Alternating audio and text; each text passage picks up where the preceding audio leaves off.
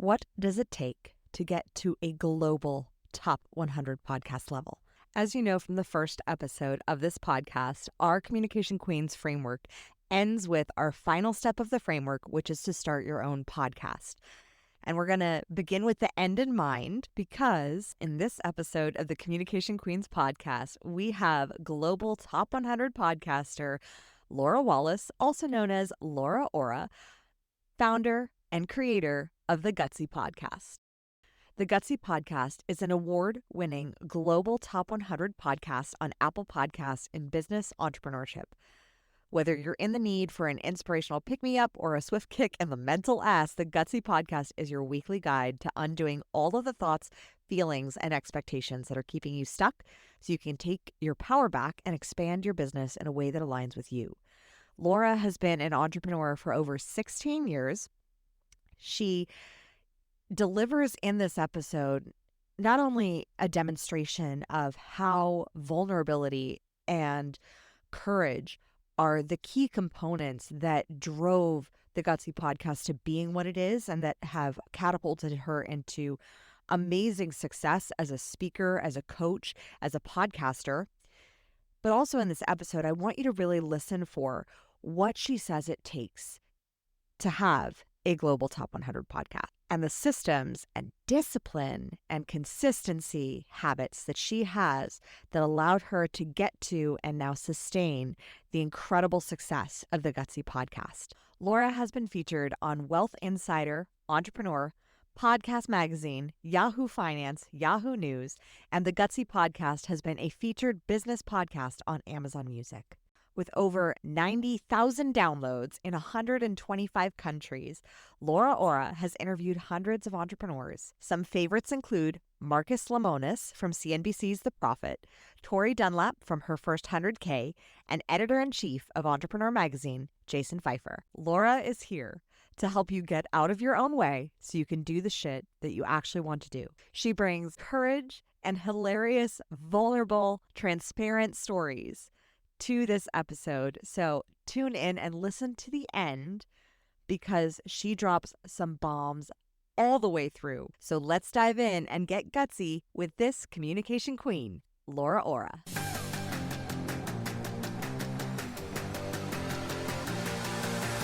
Welcome to the Communication Queens podcast for the visionary leaders, speakers, service providers, and podcasters who are looking to stand out sharing their story. I'm your host, Kimberly Spencer, former screenwriter turned master communications coach. On this podcast, I'll be coaching you on how to share your own transformation story so that you increase your visibility, influence, and income on podcast interviews. Let's get your voice heard. I am so excited, Laura, to have you on the show because you have made it to a global top 100 podcast. Can you tell me about the growth of what you created? Was that intentional? Did you want to get to that point of having a global top 100 podcast? I have to first thank you for having me. And second, even to hear you say that will never get old. Because I take every time that I read that or look at it myself or hear someone say it back to me, and I just take a second and really embody that.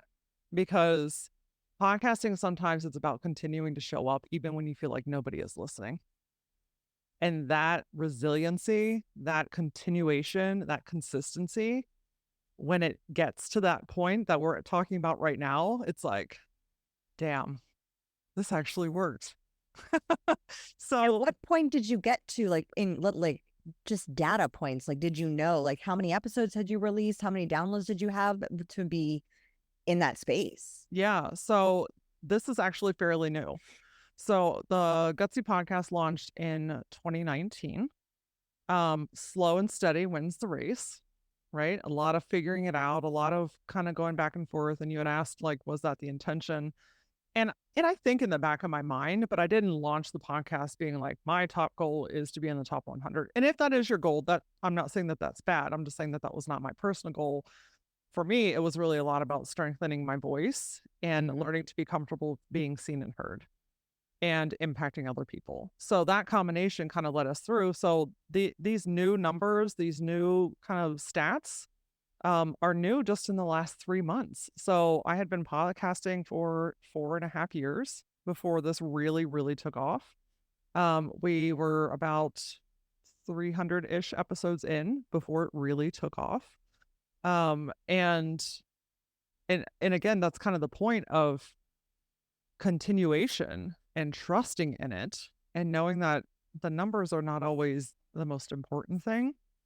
But I'm also not going to discount that when the numbers are there, that's pretty fucking awesome too. Now, when you launched it to have the voice, like, was there a business strategy involved with why, or was it just more of a personal passion project and then the strategy kind of followed and braided in with your business? Yeah. So I'll tell you kind of how the podcast was born. So my bread and butter, my background is in branding. I've owned a branding agency for the last 16 years. But working through branding, I was working with entrepreneurs. And I myself as an entrepreneur were having like thoughts and feelings, like my mind was going 100 miles an hour. One day I'm on top of the world. The next literal second, I feel like everything sucks. And I'm like, this is a really bizarre type of like, there must be something wrong with me, right? Like I'm losing my mind. And then I started having conversations with the people that I was working with to find out they were also having those same thoughts, feelings, and expectations within themselves. And I'm like, hold on a second. Yeah, I can't be the only one. You can't be the only one. There must be more. So at the time, I still have a green couch. It's a lime green couch. And I started to interview people on it. So they would come in. It was a whole production, lighting, camera crew, all that kind of good stuff. And we would just have very raw conversations about the behind the scenes of running a business from the personal human mind standpoint. And I tell you what, like that lit me up like a Christmas tree. I'm like, okay, there's something in this that I'm really, really drawn to. But after doing that for a couple of years, the production costs of that were rapidly increasing and there just wasn't a return on it. And I'm like, okay, I don't want to stop this. So how can I get creative? What can I do instead? I'll figure out how to launch a podcast. I have no idea how to do that. So I bought a $25 headset off of Amazon. I used GarageBand and I started kind of writing out scripts and recording episodes. So the initial intent was to continue to have those conversations on a bigger scale so that I could, one, talk with more people more frequently because I feed off of those conversations, right? Like Same here. Like cloud nine. But two, I wanted to be able to impact more people. And I was really kind of limited locally to do that. So I figured out how to launch a podcast and that's what we did. So with over 300 episodes and having done this for 4 years now, I have a two-parter. What has podcasting taken from you? And what has podcasting given to you? Oh, what has it taken from me? Is that tell me a little bit more about that question. Is that like in the sense of? So it can be in any form of like, what did you have to give up in order to sustain the growth? What did you have to remember within yourself or discover within yourself? Or what did you have to give up as far as like maybe even doubts or beliefs about your own voice? And then what did it give to you beyond the scope of just a platform? Got it. Thank you for clarifying that. You're welcome. All of that and then some. So the quick version of this is it really taught me that my voice mattered, but that I personally needed to build that muscle. So if you listen to the first 5 episodes, it's embarrassing to me, but am I going to delete them? Absolutely not. Because without those first 5 episodes, I would not be having this conversation with you right now. Mm-hmm. So I honor that version of me in that season. But it also taught me the art of organization in the sense that like behind the scenes of a podcast has a lot of moving pieces, way more than anybody would ever imagine. And so just that organization, the consistency, the communication, the pre-planning. So in the past, I've been a master at coming in at the 11th hour to do shit. Not a great thing. Old habit, right? That doesn't work great in podcasting. it constantly kind of keeps things and people in this like putting out fire zone. So just learning a lot about the way that I work, some old habits that needed to kind of get nixed. And honestly, even just looking at like, okay, this thing really excites me. Why am I putting this as the last thing that I do? Why isn't this the focus of what I'm doing? Why am I always putting this on the back burner? And when I get to it, what if I started to prioritize it instead? And a lot of those little shifts really started to make a big difference. And then what does it give to me? Like I told you, every episode I'm on cloud nine, right? Like it lights me up like a freaking Christmas tree. I get to connect with incredible women literally all around the world to have these deep, impactful conversations that then that ripple effect impacts the people that are listening, that then we'll never see how that ripple effect affects then the people in their lives and in their lives and in their lives.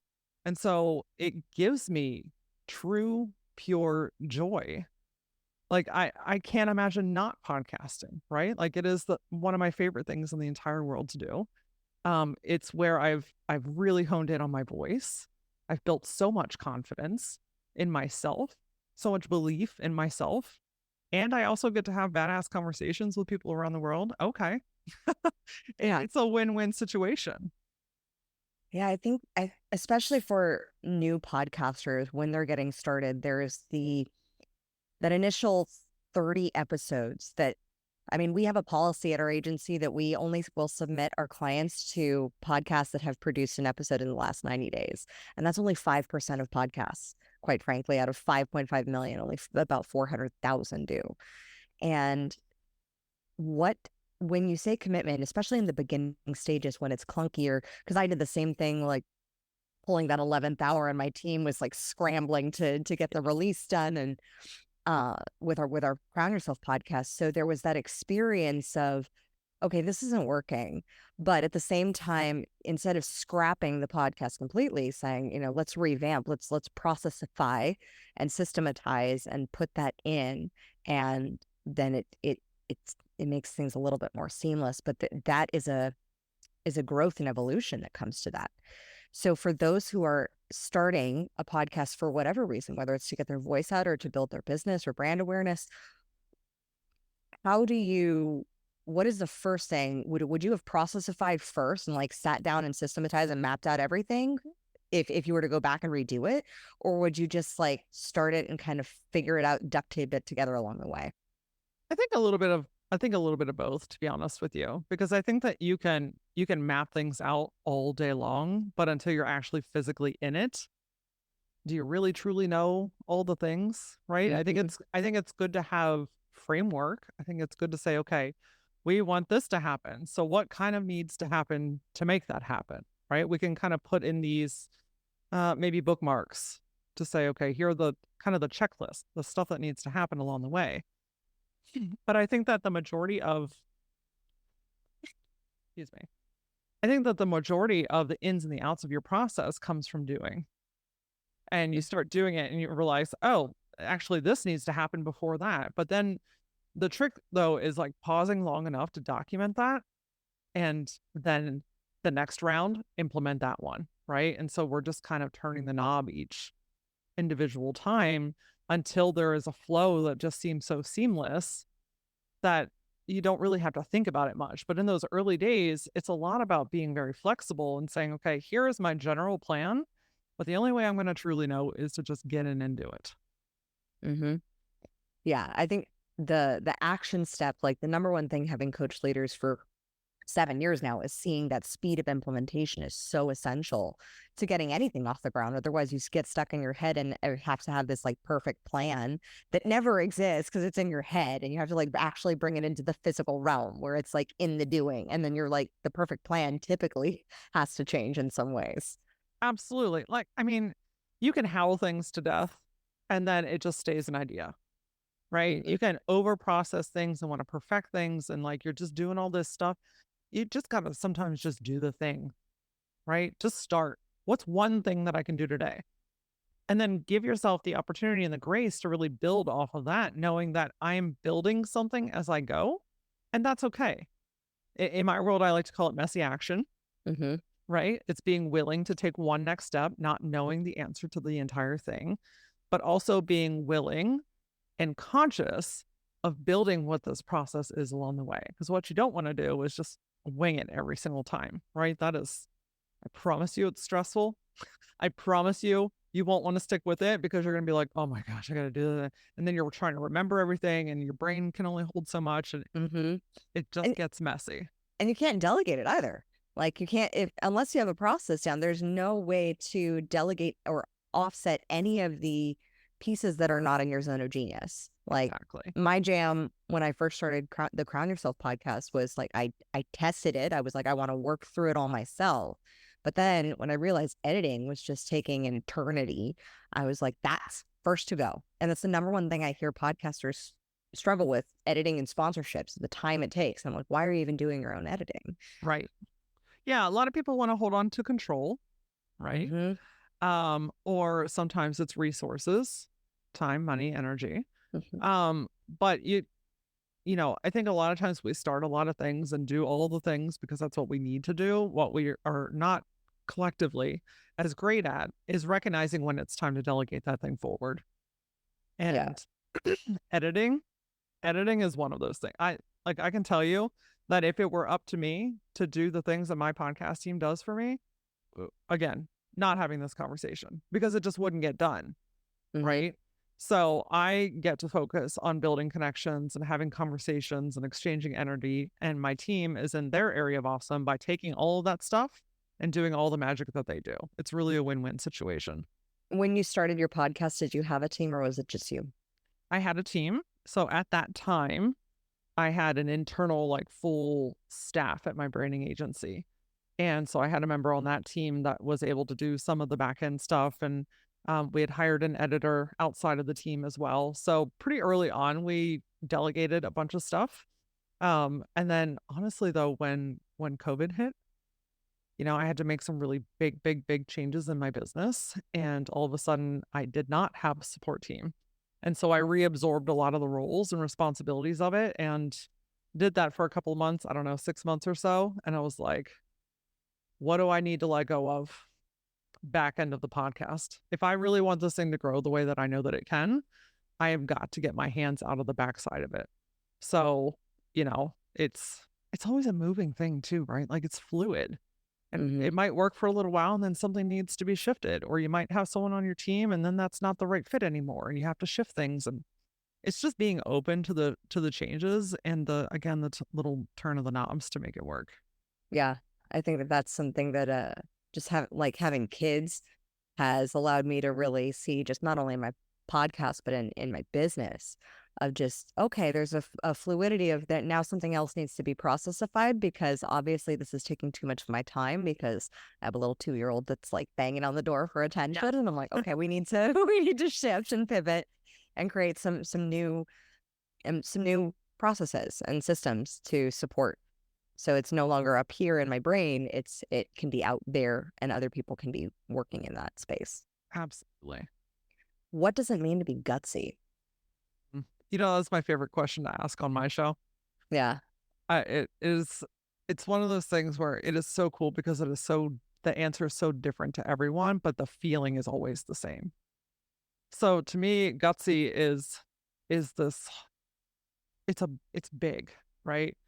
Gutsy is giving yourself permission to rediscover who you are and then acting, choosing, and taking action from that space. It's showing up in spaces when nobody's listening. It's dancing when everyone is looking. It's putting yourself out there. It's dressing differently, even though everyone else isn't, but you just feel called to. It's frolicking around under the full moon barefooted because that just feels good to you, right? It's speaking up, it's standing up for something. It is embodying everything that you were born as before the world told you what you should be. Gutsy to me is like what we're all getting back to, is just being ourselves. When did you decide to be gutsy in your business? I mean, you've been an entrepreneur for 16 years. Yeah, I don't think I decided to be gutsy. I think I just became gutsy, right? Because my ambition is greater than my fears. And that is gutsy in its own. So even when I'm scared, even when I'm nervous, even when I don't have all the answers, even when it's not clear, even when it doesn't make sense to anything or anyone, when my ambition, my intuition, and my calling say all systems go, guess what Laura's doing? We're leaning into it. So I think Gutsy is just always been a part of who I am. It just kind of got formalized as what that actually is. And then is forming kind of this movement right around it to help other, I work with a lot of women, but for people in general, to help people say like, you know what, there's more inside of me. And I think I'm willing to figure out what that is. What's your ambition for the podcast and for your business? I, I pause and I smile for a second because I honestly, truly feel like I am at the beginning of the next phase of my life. And that is really fucking exciting right now to me because I've always been very good about leaning into the things that make me feel curious and excited. And that has always led me to where I need to be for that to really start to come to fruition. So for me, the podcast is ongoing, right? Right. We've got incredible momentum right now. So it's continuing to build on that, continuing to have great conversations and invite people in to be impacted in a positive way. But I think that there's more to it. I don't know 110% what that is, but I'm open to it. I think that there's probably some sort of in-person video, like interview style type of stuff to maybe be happen. Speaking on stages, I'm very hungry to speak on stages. When I can physically get in front of people and I can see your heads nod and I can see people writing, you get that through Zoom, right? Don't get me wrong. I love that as well. But man, there is nothing quite like the impact of in-person shit.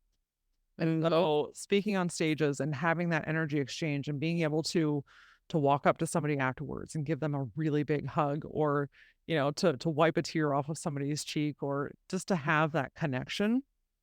I'm really hungry to get out there and start speaking on stages again because it's been a hot minute. And that's definitely a big part of who I am and what I'm doing. And girl, I tell you, there are books inside of me. There are books. So between teaching/coaching, expanding on the podcast, which is a tool of that, and writing books, there are things to be done. There are certainly. I've noticed a trend, and I think it's because for 2 years we didn't have that human connection, so we've never known what it was like without it.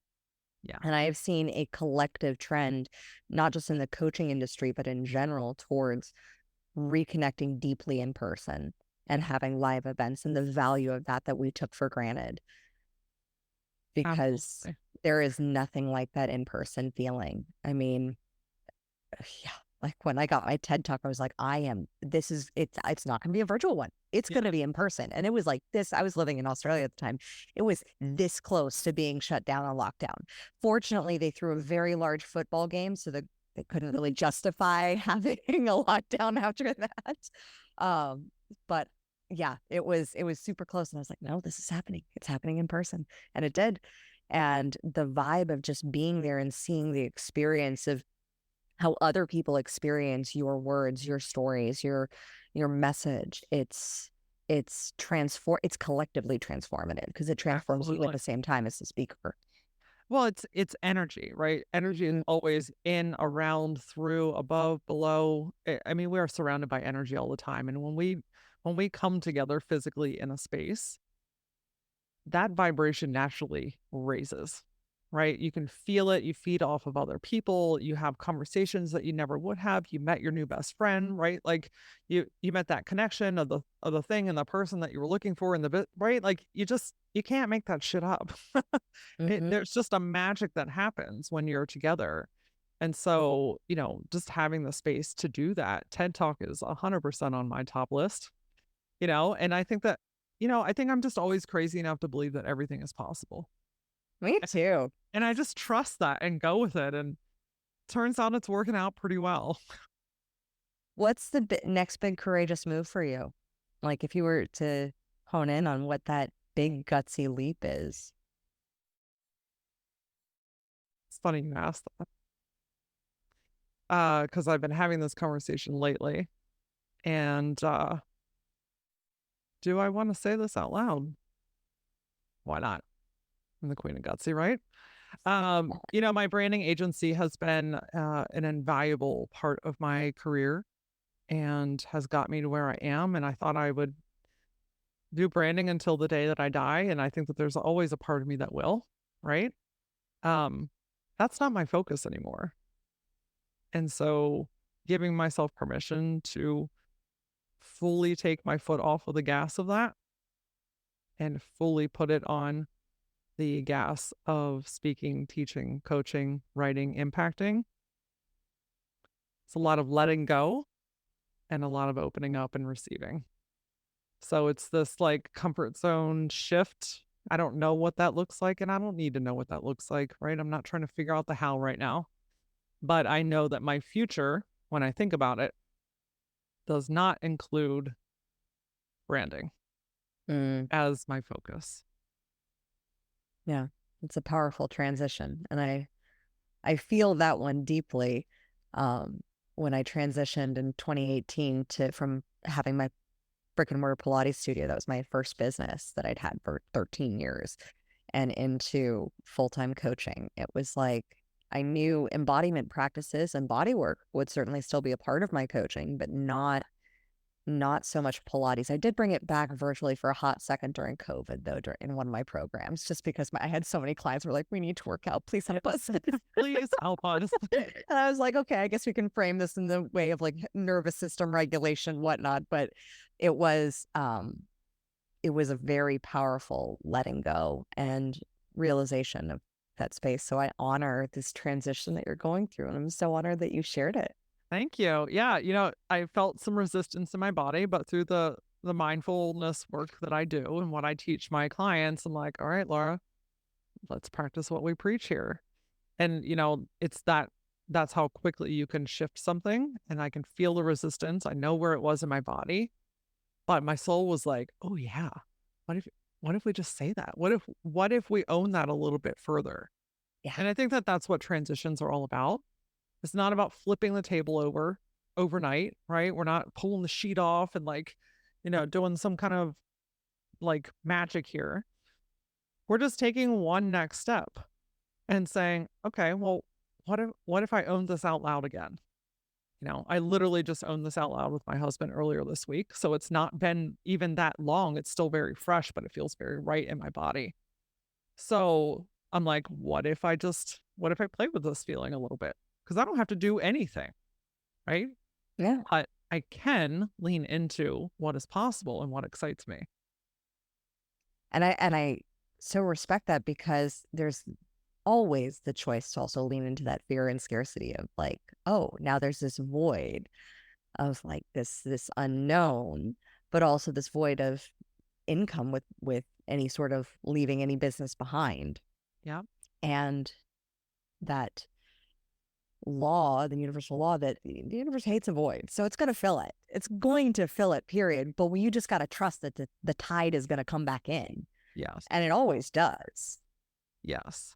If we stop trying to control things and we get out of our own way. Because it's always trying to come into your life. But we have these like shields on and we're like, no, right? Like we're like fighting it. Meanwhile, the universe is like, could you just put the damn thing down for a second? Because I'm trying to help you. What is the biggest shield that you've had to drop?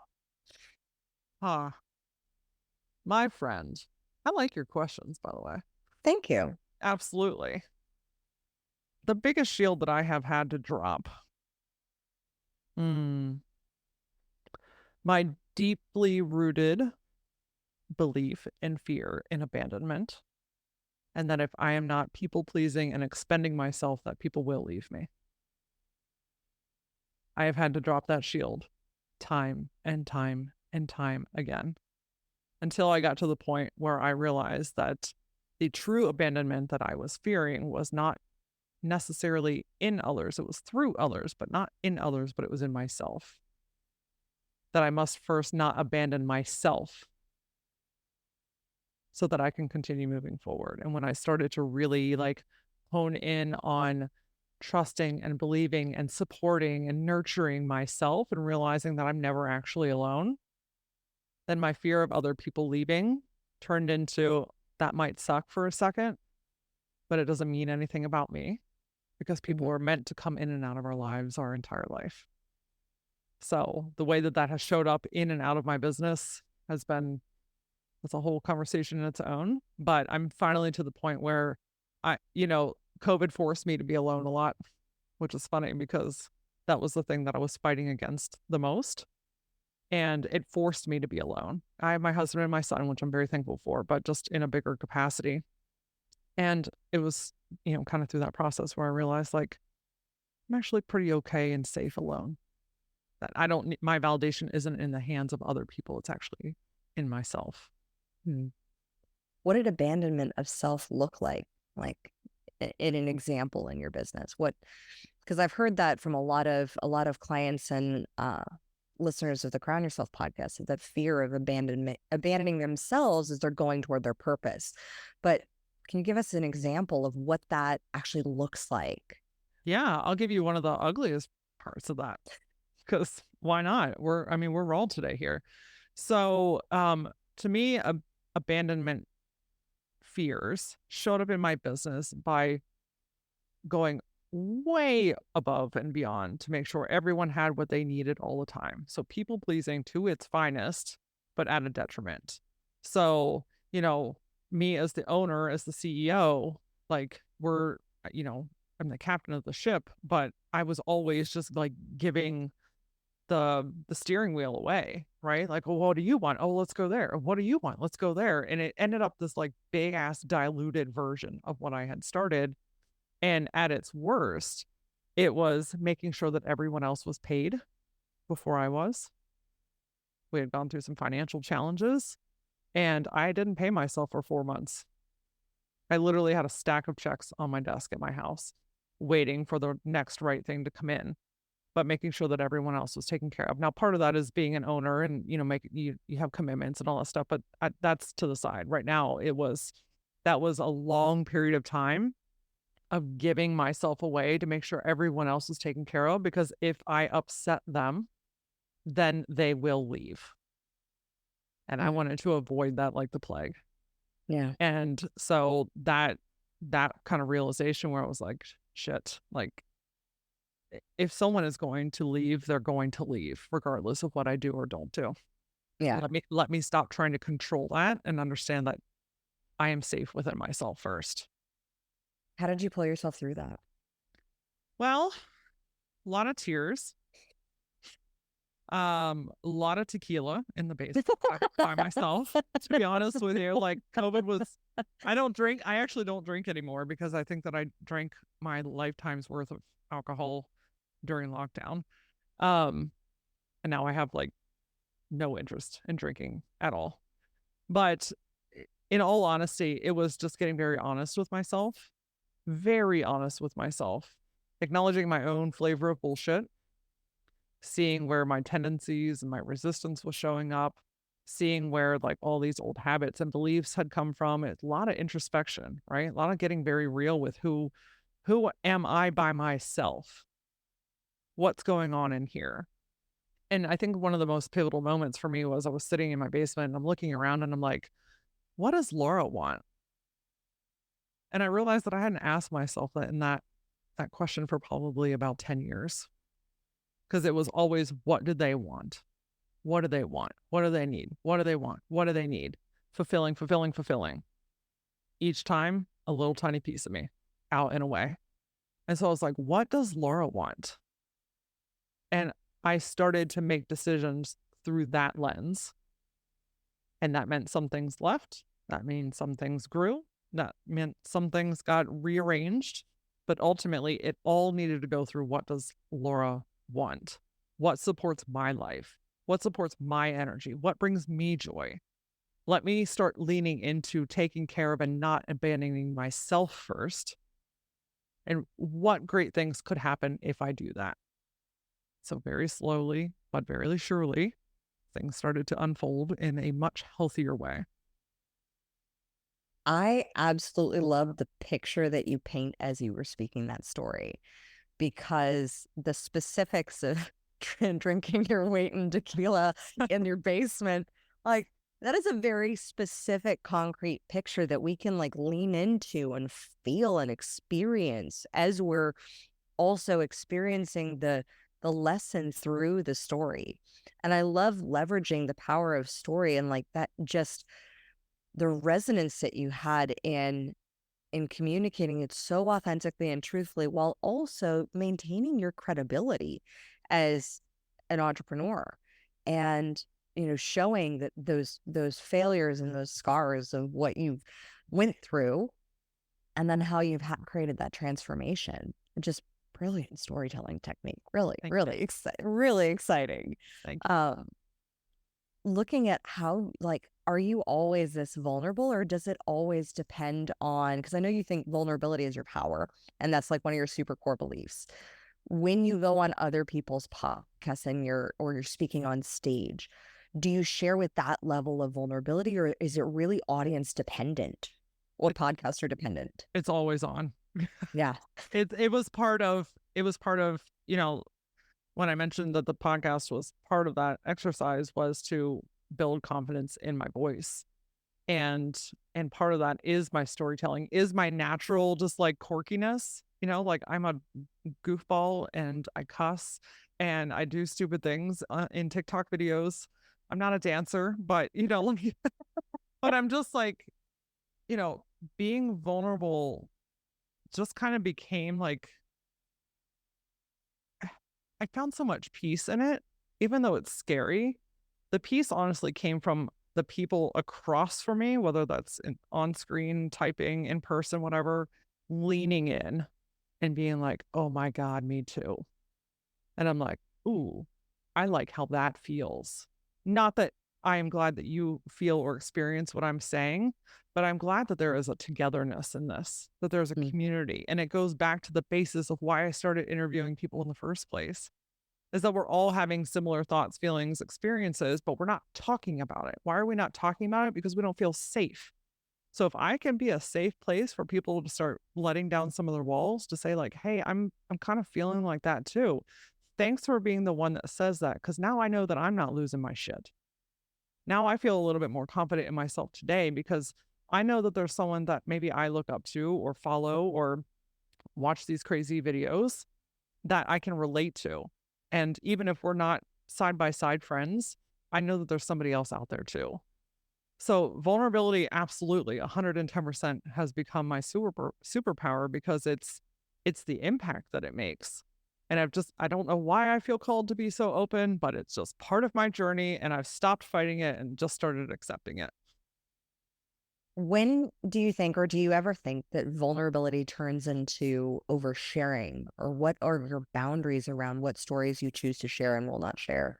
Yeah, I think that understanding what your personal boundaries are really important. I remind myself that everyone doesn't need to know every story of my life, but sometimes there are ones that are really impactful that can benefit and help other people. But one of the things that I'm very adamant about is not sharing while I'm in it.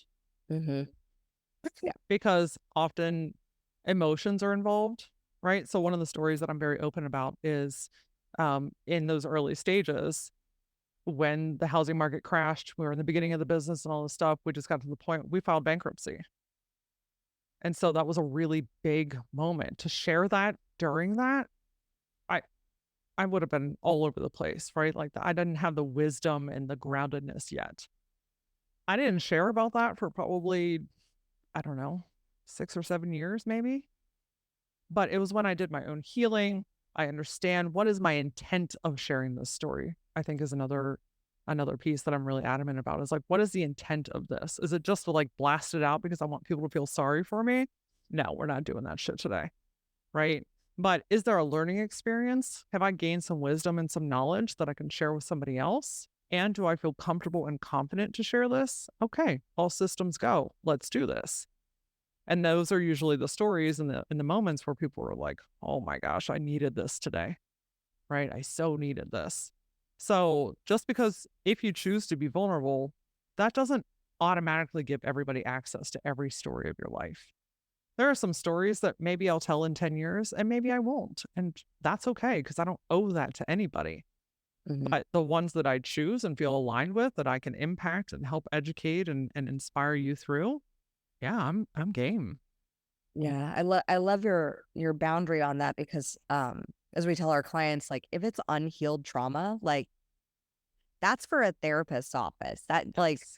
go to a professional, work, do the healing yourself, like, work on you to process it through. But when you're on that other side of a healing, when the healing has come to the place of learning, and where that learning, then when it transmutes and alchemizes into a teaching, then that's when it's ready. But there is a process to that evolution. Like, I have some clients that go on and talk about like serious childhood sexual trauma, but it's because they're on the other side of it. Yes. They're not like currently processing those experiences. And if you are, like, that's not for public consumption, because otherwise energetically you're blasting out your trauma in a way that's actually unhealed, which is opening up people's unhealed scars, and it just is not good karma. Like, to get super woo, but it's just not good karma for anyone. I couldn't agree more with you. So when you think of how you share your story and the way, were you ever at a place where you weren't vulnerable, or did you just always have this ability to just open up and be that space? I think that I've always been vulnerable, but I've not always been comfortable being vulnerable. So I'm an empathetic person to my core, inside out, upside down. Any way you look at it, I feel everything, which is both a blessing and a giant pain in the ass. So I feel and I absorb a lot of things, and I've learned to understand and accept myself as an energetic being and what that means for me. And so I think the vulnerability piece is like a muscle that strengthened. And I also didn't. It's interesting because I think a lot of our calling, we're not always so clear on exactly what those pieces are, that we kind of find them and discover them along the journey, right? It's like we're walking through the woods and we're going through these experiences and we're like, oh, that's the thing that I need. Let me pick that up and bring that along with me. Let me walk a little further. Oh, I don't need this shit anymore. Let me put it over there, right? Like, and so we're kind of gathering this stuff. And I think that my strength, my comfortability with vulnerability came from strengthening that muscle. I picked it up along the way, and I've always just been a talker, right? I process things by talking them out loud and like having I love a deep conversation, right? Like, if you want to talk about like the meaning of life, or like why the hair on your arm stands up, like, I want to talk to you, right? Like, But small talk? yeah, small talk makes me want to put my head through a wall. Like, I just cannot. And it's not wrong or bad. I just cannot. Right. So I think it's just been this like talking, and I get so much of allowing myself. And again, just like, this feels right to me at this time. Let me do it. And it's just kind of built on top. And I always tell people too, like, especially when they come a little bit closer into my world, I don't expect you to have the same vulnerability level as I do. I don't ask that of anybody. I always preface, share what you feel called to, if you feel called to, period. There is no expectation for you to then do what I'm doing. I'm just holding the space and creating the container so we all know that we're with like-minded people, right? And so I make jokes about stupid stuff that I do, and like, I talk about the crappy things that have happened, and I'm like, I'm not making fun of or making light of anything, but I'm far enough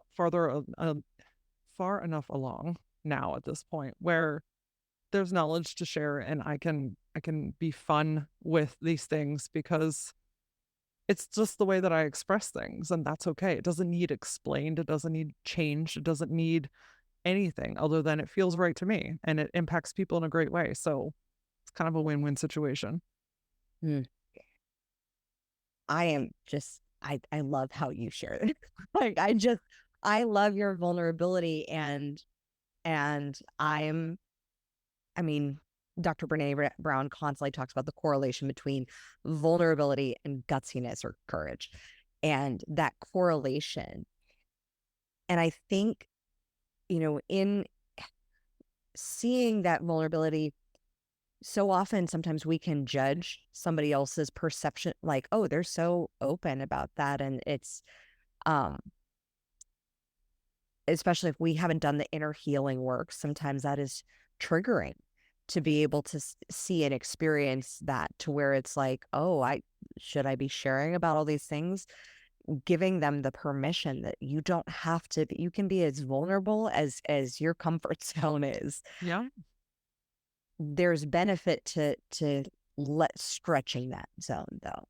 Yes. There is a massive benefit, because I'm of the belief system, and I have a feeling that you are similar, that our stories have this massive capability to transform and transmute and alchemize other people's challenges so that they go through it faster. Yes. If we just have the courage to share, because courage is that vibration that literally tips the scales into all of the other wonderful vibrations of emotion, of love and peace and joy and enlightenment and all that. Yeah. And, vulnerability can be expressed in different levels too, right? Yeah. Like, I'm not saying that you need to get on TikTok and tell the world. Maybe your impact is in your close circle. Maybe it's within your friend group. Maybe it's within your family group. Maybe it's within an organization that you're really, really passionate about in your community. Like, vulnerability does not have to be anything other than what feels right to you.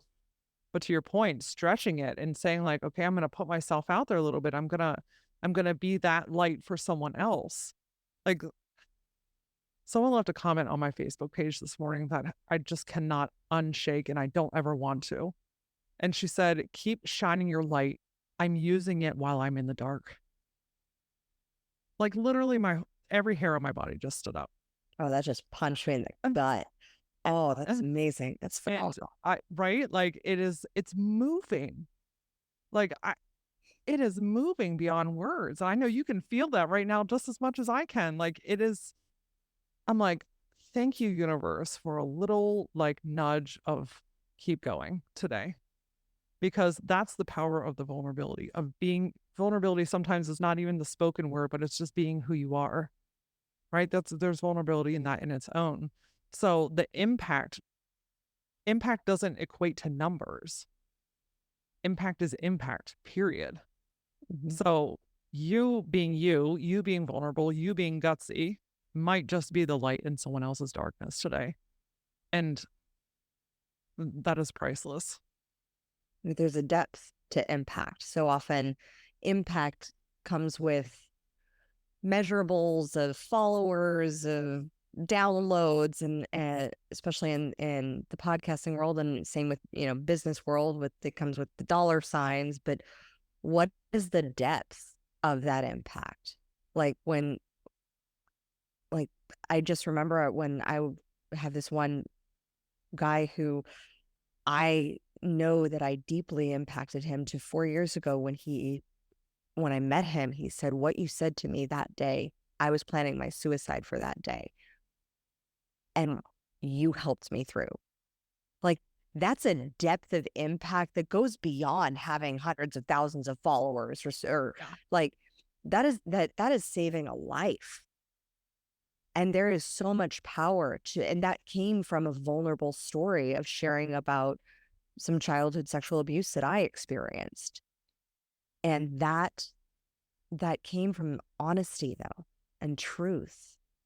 And there's so much truth to that. And I think I love also what you said about the fact that it's not just about sharing the dark. It's also sharing like fully yourself and the weirdness. And you've mentioned a few times that you've got some weird quirks. Yeah. So I'd love to, like, which are the weird quirks that you actually had to own, that you hadn't owned publicly before? Being 100% comfortable being on camera without any makeup or bra on. Now, I'm not out here like shaking my titties, right? But most of my, if you scroll through my reels or my TikToks, you'll often see me sitting at my little like makeup thing, mirror setup, doochiggy. I get so many downloads when I'm getting ready in the morning that I stopped fighting it, because I found like, oh, if I just, okay, I'll get to that later. That magic, that spark, like sometimes it just goes as quickly as it came. And sometimes I write it down and I make a list and then I do my stuff. But I'm just like, prop it up in the mirror, hit record. I'm not wearing any makeup. I've got on my pajamas, my hair's in some whack ass bun. Like, I just don't care. And I made a video once that I think that people really enjoyed, and it was like, the value of your content is greater than the color of your eyeshadow. Ooh. Stop feeling like you have to have yourself put together to make an impact. Because I think that you care more about what I'm saying and how I make you feel versus what label is in my shirt, or, if I've got my eyebrows on right or not. Mm-hmm. So it's just simple stuff like that. So, and then like, I just make like stupid faces, and then owning quirky parts about my body. Like, I'm just super, like, I'm so fair complex, like my complexion. I made a video. I was like, I am like 3 shades darker than the color clear. And I'm okay with that, right? Like, this is the body and the skin that I was given. And how cool is that? Like, why am I going to be mean to that? Like, this is literally what I was given. It was a gift. Or I have this, if you can see if you're watching on video, Mm-hmm. I have this birthmark. It wraps the whole way up and around my arm and my shoulder. When I was a little girl, I hated this. I was like, when I grow up and I have money, I'm getting this removed. I would be devastated if I had gotten this removed, because I'm slightly convinced that this thing is where I actually get my superpowers from. So, Oh, yeah. but like, now I'm like, you know what I would really love to do? Bedazzle it and do a photo shoot. Like, why not? Right. So, it's just stuff like that. It's just who I am. It's this reconnection with my inner child. I've done a lot of work with my inner child. Was that birthmark accepted by your absolutely. family? Oh, yeah. Yeah. They embrace that? Yeah, except everyone always thought like I had poison ivy and I was going to give it to them. But Gotcha. but after they realized that I'm not infectious, they were like, oh, that's neat. And I was like, it's fine. But it's just like learning about these parts of yourself, and that's who I was when I was a little girl. Yeah. Right? Playful and quirky and funny and silly and full of depth and meaning and gutsy, right? I think that's always been a part of me. So why do I have to not be that when I'm an adult? Why can't I be that when I'm a business owner? I can be a professional and be silly. I love that you brought up that word, professionalism. I need to be professional. Like, can we unpack that word? Like, to use full on coaching language, like, what does that mean in the context of vulnerability? Because there is a range of perceptions of what professional means. Yeah.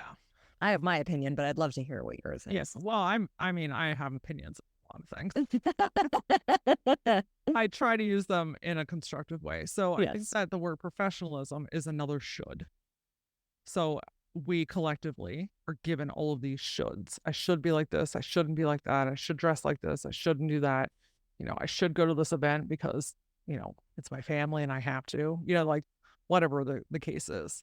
Professionalism is just another should. It's another expectation that we were given to live up on, mainly created by a society that it just doesn't work anymore, right? Like, it just doesn't work. And so this perception that to be taken seriously, you have to, dress a certain way and have your hair put together the right way, and you have to have the right Zoom background. And like, I was on, oh my gosh, I gotta tell you this. I was on a corporate call with 2 dudes a couple weeks ago, and I thought I was gonna like slide under the chair and melt away into the ocean, because I'm like, I can see through your bullshit talk so much that it is painful, right? It's this like sales pitchy kind of like button up conversation. I'm like, that doesn't work everywhere. And if that is your style and it works in its integrity, that's one thing. But it's this expectation that I have to be something that I'm not. That's what doesn't work. And so letting down this expectation that I have to be something that I'm not to be successful, that's where we need to let go of the should. Mm-hmm. I feel like professionalism has certain aspects that I have, mutual respect. Like, I respect your time, so I'm going to show up on time. That to me is an act of professionalism. Agreed. I respect authenticity and language, so I am okay with the occasionally and appropriately placed F-bomb because sometimes you just need a good fuck. Right? Right? Absolutely. And dropping it every 2 seconds in a space where that might not be the audience, that's then losing respect for the audience in which you're speaking to. And thus, I believe that diminishes this perception of professionalism. Yeah. So it depends on, I think professionalism, just like everything, is relational. And it comes with, for me, professionalism is respect for the other person's values, for the other person's standards. Not saying that I'm going to conform myself to fit your mold, but I will show up respecting your beliefs, respecting your value system, respecting how your model of the world, and act accordingly in that space. I love that. Yeah. I'm 110% with you, right? I'm not just like, strolling into client meetings whenever I feel like it and stuff, right? Like snacking on a carrot. Like, hey, what's up? Sorry, I'm running 15 minutes late and I didn't tell you anything, right? Like that's just being a turd. Don't do that. So I'm with you. I love that that look at it of being respectful without abandoning who I am. So I like to look at like ourselves. We have this like scale, right? And I like to look at it from pajamas to ball gown, right? There's a version of us along the way, right? There is like I'm literally in my couch pajamas, haven't washed my hair in 3 days, like watching Netflix. That's me. Look, if Oprah calls and is like, I'm having a banquet, I need you to be there and have your like be on your shit. Look, you can bet I'm going to be shifting and getting the things that I need to be able to show up to that event as myself. And then there's all of these different versions of us in between. And where it gets out of integrity is when we go off of that our own scale to be something else. So there is a professional version of me that when I've got like, really swanky outfit on, or I'm just like feeling like on, you know what I mean? Or I'm doing lots of recordings and I just kind of need to embody this like higher version of me. You'll see that in a lot of videos. But when I'm just creating 60-second nuggets of wisdom to help you get out of your own way, I'm not going to stop doing that to go put on like some formal outfit to then maybe better impact you. Like, I don't need to be that version of me today. This version of me works just fine in this scenario. I love the spectrum because that whole being able to see that the spectrum of possibility. Like there is a version of me who like loves a good crisp like suit jacket, but like I love a good blazer from time to time. For sure. But I'm not rocking that around my house necessarily while I'm chasing after a toddler. It will get destroyed. Like ketchup will happen. I was going to say there some kind of stain is or blood. It's either ketchup or blood. It's all red. It's all red. It's gonna happen. Yeah. So being able to accept and have that spectrum and have it be reflective of who you are in the space of what you're creating. Oh, Laura, I could just keep talking to you. I told you I love a good deep conversation. Like this is what I live for. The more I do it, the more I come alive, the more animated I get because I get warmed up and now I'm ready to take on the world. So how often to grow your podcast did you like totally shifting gears into like business podcast strategy? Got it. When you think of how you grew it, did you do a lot of guesting to grow it? Did you market it? Was it mainly social media that was growing it? What was the way that you really grew it? So I know that every single person that's listening has heard this word 8,000 times. So maybe it'll hit you a little bit different today. Consistency is the very first piece. And you're like, okay, what else you got? I'll get there, but listen to me first, please. Without being consistent, you're not training and sharing with your audience that they can rely on listening to your content all the time. They don't get familiar with it enough. You see it every day, right? So you know it, but the people listening aren't as invested yet as you are. And so without the consistency, you're not showing people what to expect. And that creates inconsistent downloads. That creates like windfalls, it doesn't make sense. So that's the consistency is like the foundation of everything. I'll tell you that the thing that changed the numbers and everything the most was when I started to guest podcast on other people's. So a little bit of a thing that I unintentionally did that I didn't realize, but I'll share with you in case this is where anyone is at right now. I kind of unintentionally hid behind my own podcast and my own guests. I really put everything and everyone in the forefront, which was the intent, and that's great. But I was not putting myself out there either, meaning I wasn't talking about my offers on my show. I wasn't talking about how to further connect with me. I was really amplifying the guest, but like kind of staying in the shadows a little bit. And I was like, oh, hold on a second. This is also my show. How can I better support people to stay in my world beyond this episode? So guest podcasting allowed me to get on the other side of the mic, kind of like what we're doing right now. And I found that I love that just as much as I love hosting. Right? Like, and in some ways it's kind of even a little extra awesome because I don't have to do anything after this, right? Like, other than after you send me the wonderful links and I get to share it with my audience. But when I joined 2 Facebook groups for podcasters, I'm not normally a Facebook group kind of gal. It's not ever really been my thing, but I was like, okay, I need to try something. So I'll just see what's out there. And if I feel icky about it, then I'll leave the group. Okay? Like that, it can really be that simple. What I found was there literally every single day, people were like, hey, I'm looking for a guest for this type of thing. Anybody out there? Yes, me. Booked. Hey, I'm looking for a podcast for this. Anybody out there? Yes, me. Booked. In the last 3 months, I think I've booked like 40 episodes. Literally one of the easiest things I've ever done. And that, the leverage of using my voice and knowledge now on other people's shows, now that impact is growing in like these little pods in all different areas. Like I literally see like a lily pad in the water and the ripple that kind of comes off of it. Like there's a bunch of lily pads now, whereas before it was just my lily pad. So now there's impact is kind of vibrating in a lot of different ways and they trickle out all the time. They didn't all air at once. So like I'll periodically look at the numbers and I'm like, whoa, where did that spike come from? A podcast episode aired on someone else's podcast. Isn't that interesting? So that is really one of the biggest shifts that happened. And then the secondary shift that happened. So every week I have 2 episodes that air. Tuesday is with a guest.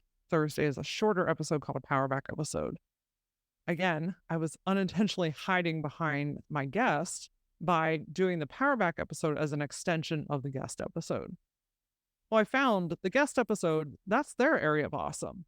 Let them have that space and let that be what it is. What do I do really best is I help people get out of their own way. I get in their brains, we shift some things around, and we see a difference. So what if I just started using my own Power Back episodes as ways to do more of that? That combination with guest episoding opened the floodgates. Gold. We our agency has a slogan, a theme. We say brand awareness is BS without sales. And a lot of people go on guesting to build their brand awareness first. So have you seen any growth of your business correlated to the guesting episodes that you've been on? Yes, but in the very, I think, early stages of it. Mm-hmm. So I think that right now I'm in this kind of build momentum stage. And the other cool thing is I've also gotten a lot of clarity. I was kind of fighting with myself about, what is it that I truly want to teach about and how am I going to do it? And I was really kind of caught a little bit in the shoulds myself. Yeah. A mentor told me once that we teach what we most need to learn. And I'm like, damn, you're right every single time. But I think between refining and getting super clear on what I offer and who I am and what I speak on, combined with this additional exposure of the podcast through guesting. It was recently featured on Amazon Music as a top business podcast to listen to. Like, what? Wealth Insider published an article about me in the podcast, and I'm like, what? Right? Like, to me, it's just like that's why I said at the beginning, I feel like I'm at the beginning of the next stage of this journey because it all feels so good and so right that I think that the numbers are very soon to follow. So, y'all, communication queens, let's give her a big old spike after this episode by heading over and subscribing to the Gutsy Podcast. Laura, aside from the podcast, where can we find you? Yeah, so LauraAura.com is the hub for all things me. It's LauraAura.com. And if you want to see some of my ridiculousness, I am on TikTok the most, but Facebook has very quickly become my primary platform. And I'm at that LauraAura on all the socials. Laura, you are just absolutely phenomenal. I am so excited, and this interview I know is going to impact exactly the people who needed to hear this to open up to a new level of vulnerability. And hopefully, if you've been thinking of starting your own podcast, we're starting guesting. If you have your own podcast, this may have given you the little bit of courage, of the nudge to go with your gut and trust that intuition and trust that you'll figure it out. And if you need support with that, you know where to find us at communicationqueens.com. With that, as always, stand out and be heard. Thank you so much for listening. If you love this episode, subscribe, leave us a review, and share it with your friends. For more tips on guest podcasting, storytelling, and communication strategies, follow us on social media at Communication Queens Agency and visit us at communicationqueens.com. I look forward to seeing you in the next episode. And in the meantime, remember, your story has the power to save one life. Let your story and your voice be heard.